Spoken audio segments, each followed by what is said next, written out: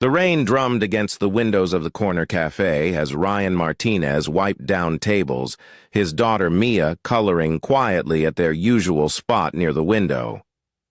At 34, Ryan had become accustomed to this routine, picking Mia up from kindergarten, bringing her to the cafe where he worked the afternoon shift, making sure she had crayons and snacks while he finished his hours.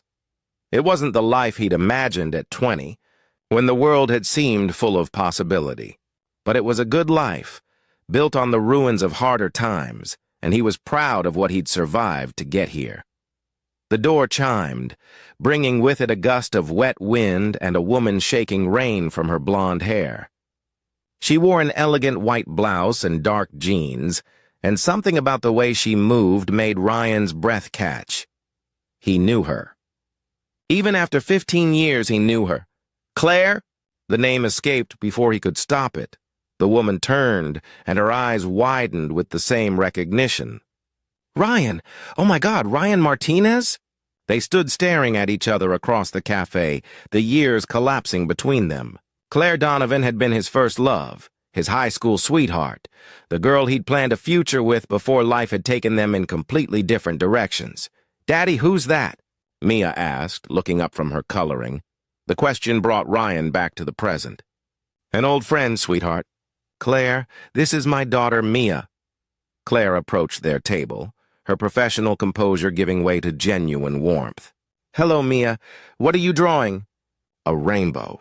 With a unicorn. Mia held up her artwork proudly. That's beautiful. I love the purple you used. Ryan gestured to a chair. Would you like to sit? I'm actually working, but my shift ends in about 20 minutes. I'd like that. Claire sat down, and Ryan brought her a coffee before returning to his tasks, hyper-aware of her presence in his cafe. When his shift ended, Ryan joined Claire and Mia at the table. Up close, he could see that Claire had changed in the ways people do over 15 years. There were laugh lines around her eyes, a confidence in her bearing that hadn't been there when they were young. So, Claire said, tell me about your life. How did you end up here? Ryan took a breath. This was always the hard part, the summary of years that couldn't quite capture the reality. After we broke up, I went to community college like we'd planned. Met someone, got married too young. Mia came along when I was 28.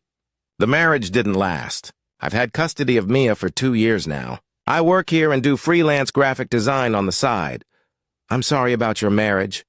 Don't be. We were better parents apart than together. Mia's happy, which is what matters. He paused. What about you? Last I heard, you'd gotten into Stanford. Claire smiled, but there was something wistful in it. I did. Got my MBA, worked my way up in tech. I'm the CEO of Donovan Digital now. We do software solutions for small businesses. That's incredible. You always said you'd run a company someday. I did, and I do. It's everything I worked for. She looked out at the rain. It's also lonely. I'm 34 years old, and I've built an empire but forgotten to build a life. Ryan understood that feeling more than she probably realized. I know what you mean. Different circumstances, but I get it. Success looks different than we imagined. Do you regret it? The way things turned out? Sometimes.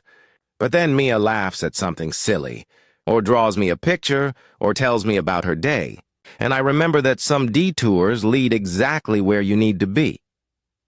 They talked for over an hour, catching up on 15 years in the way old friends do, filling in the gaps and finding the threads of who they used to be still woven into who they'd become. Mia colored and occasionally interjected with observations about unicorns or requests for more juice. When Claire finally stood to leave, she hesitated. Ryan, would you want to get coffee sometime? Actually get coffee, not just happen to be in the same cafe? I'd like that.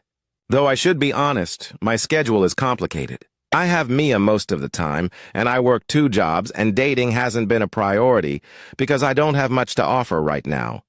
Claire looked at him directly. I'm not asking because I think you need rescuing or because I'm looking for a project. I'm asking because talking to you for an hour was the most genuine conversation I've had in months, and because I'd like to know the person you've become, not just remember who you were. They exchanged numbers, and Claire bent down to Mia's level. It was very nice to meet you, Mia. You're an excellent artist. Thank you. Are you going to be my daddy's friend? I hope so, if that's okay with you. Okay. But you have to like rainbows and unicorns. I think I can manage that. Over the following weeks, Ryan and Claire built a friendship that was new rather than a continuation of what they'd had before.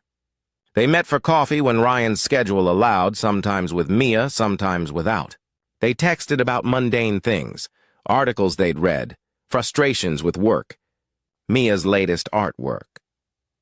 Claire learned about Ryan's life in detail, the struggle of single parenthood, the exhaustion of working multiple jobs, the constant calculation of whether he could afford new shoes for Mia or if he should wait another month.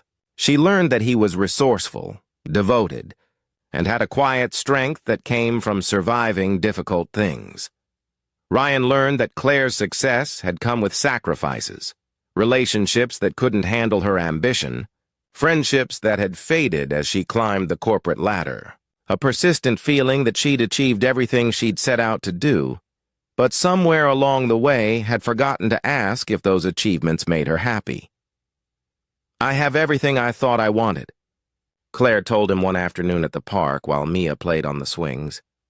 A successful company, financial security, respect in my field. But I eat dinner alone every night. I work weekends because I have nothing else to do. I can't remember the last time someone asked how my day was and actually cared about the answer. Success is different for everyone, Ryan said. For me right now, success is Mia being happy and healthy. Everything else is just logistics. Don't you want more? Don't you have dreams beyond just getting by? Of course. But dreams are flexible.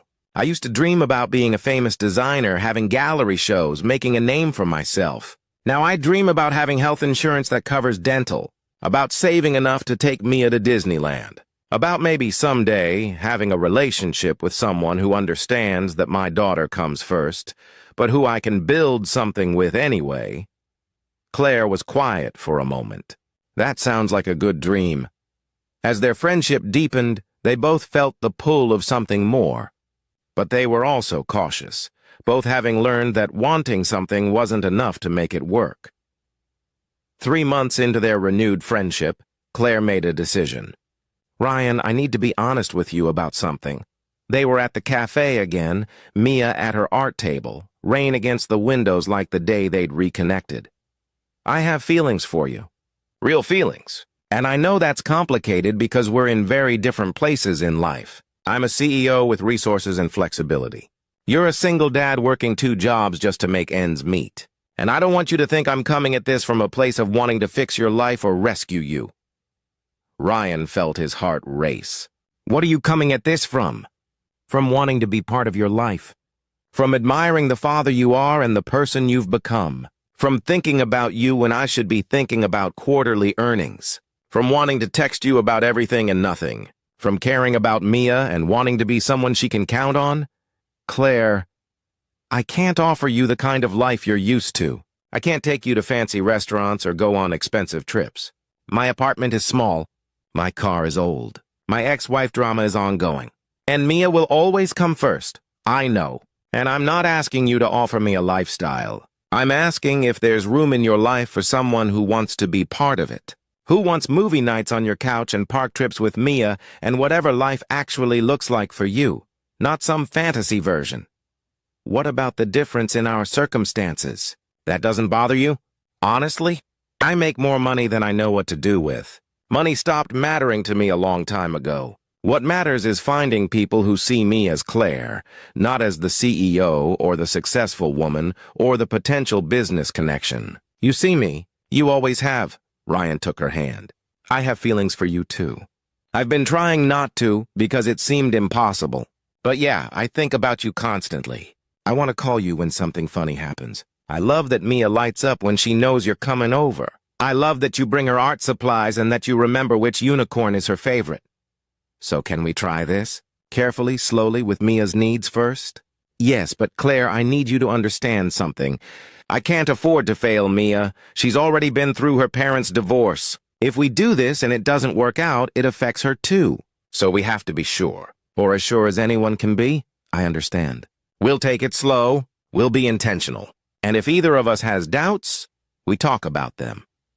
They dated for a year before Claire met Ryan's parents, before they talked about a future that included both of them. They were careful and deliberate, building something solid rather than rushing into something that might crumble. Claire didn't try to solve Ryan's financial problems with money. Instead, she helped him build his freelance design business, making connections, reviewing his portfolio, teaching him how to price his work appropriately. Ryan started earning enough that he could cut back his cafe hours and spend more time with Mia. Ryan didn't treat Claire like an ATM or expect her to fund their relationship. He insisted on paying his share, on contributing, on maintaining his independence, even when it would have been easier to let her cover everything. They built something based on mutual respect and genuine partnership, where her business acumen and his creative skills complemented each other, where her resources and his resilience created something neither could have built alone. 2 years after their reunion, Claire proposed.